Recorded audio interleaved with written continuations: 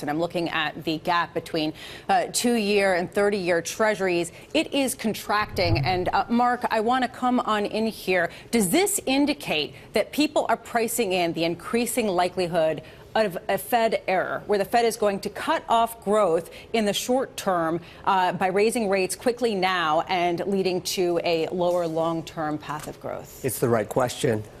I don't think I have the ability to answer it, unfortunately, because this is a very difficult one. We've got a Fed that definitely is needing to react to hitting their targets on both sides and trying to exit out of a balance sheet. And I think that is definitely, we're in the four hike camp. But the balance of the capital markets within treasuries are going to be very interesting to watch as we go from here.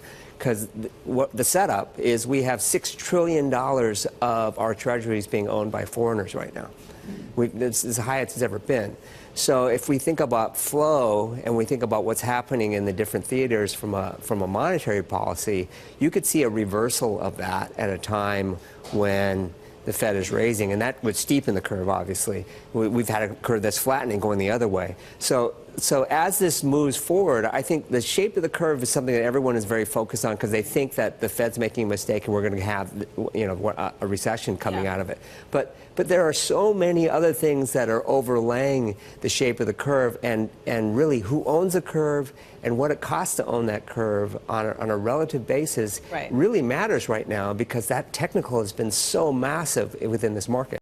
We have an IB question here that we received from the Bloomberg, and it's from Mark, and I think it's a terrific question, actually. It's something I hadn't focused on. What it says is basically for the last 15 years, we've essentially fueled growth by borrowing. It says that for every dollar of GDP growth, the debt has increased $7.50. I don't know if that number is right or not. Can the economy grow more than 2% given how much debt is needed to grow it? We typically think about this in terms of China, that they're borrowing faster than the GDP growth. Is the same thing true of the United States? And if so, is that a problem for us?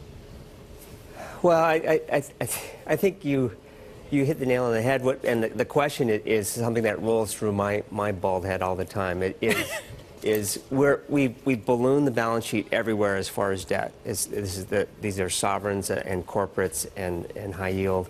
And the credit quality is not great. This credit quality within the IG market is as bad as it's ever been. On average, you get half the issues are BBB. So you think about a fallen angel problem. But growth has to come after you lever up, that you lever up to get growth. Now, I think that a lot of the fundamentals that are going to come out of the tax reform and the sweep and the benefit of that are still yet to come.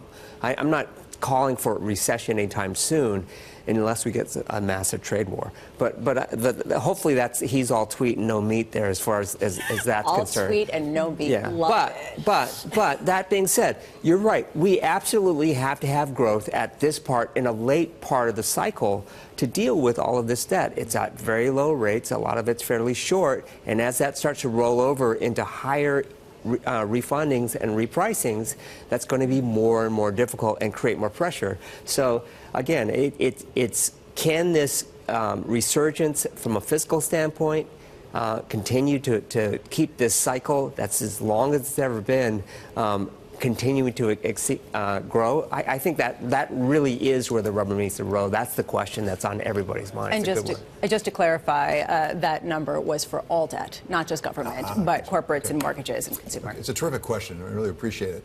Michelle Girard of NatWest, Jason Sabatke of Yachtman Asset Management, and Mark Okada of Highland Capital. Really great to have all three of you here today.